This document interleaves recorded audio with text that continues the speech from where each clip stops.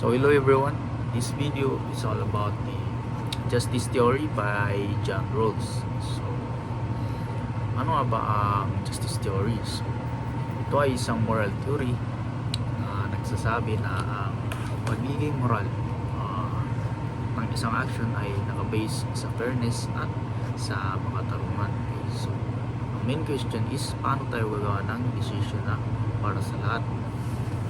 Okay? First of all, ano yung background ni John Rawls? John Rawls is isang American philosopher na nag-focus sa political at social justice.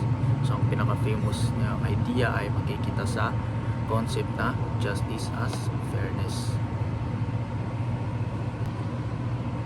So, pupunta tayo is sa veil of ignorance.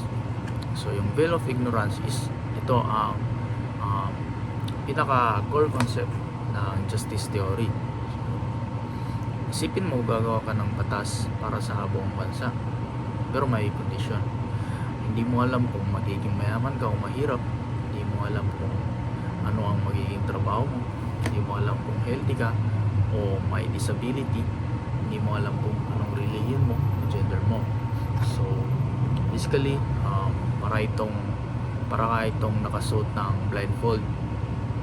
So bakit ito importante? So, kasi kung hindi mo alam kung saan ka mapupunta sa society, gagawa ka ng rules na hindi unfair, hindi biased, safe kahit ikaw ay mapunta sa lowest class. So ang decision mo ay magiging fair talaga.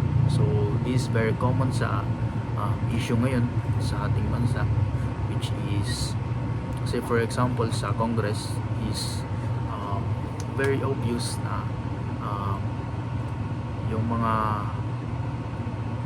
ini-impose nila na law is very political lamang. Bali anong kapalit nun? So most probably is kapalit niya is power and pera. So nawawala yung moral nila doon based on the justice theory ni John Rawls. So there are two principles. May dalawang principle si John Rawls. First is the equal liberty principle. So example nito is the freedom of speech. So may kakayahan ng bawat isa na sabihin ang kanilang opinion. Freedom of religion. So they are free to kumbaga mag-pray kahit saan kasi may freedom of religion. So right to vote. So kumbaga tatanggalin na yung mga vote buying, something ganun.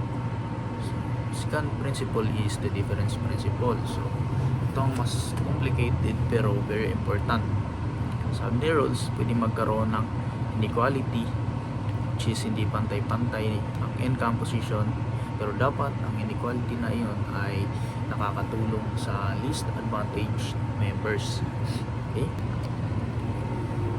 Okay, so kung i-compare natin justice theory sa utilitarianism is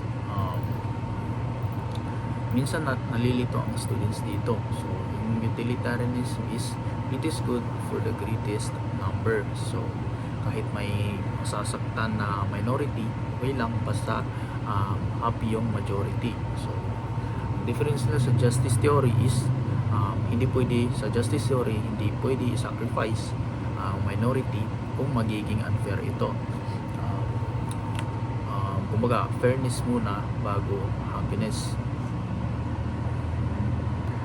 So yung strengths of justice theory is first is pinoprotektahan ang mahihirap. So for example ngayon sa society is yung mga binibigyan nila ng opportunity yung mga mahihirap na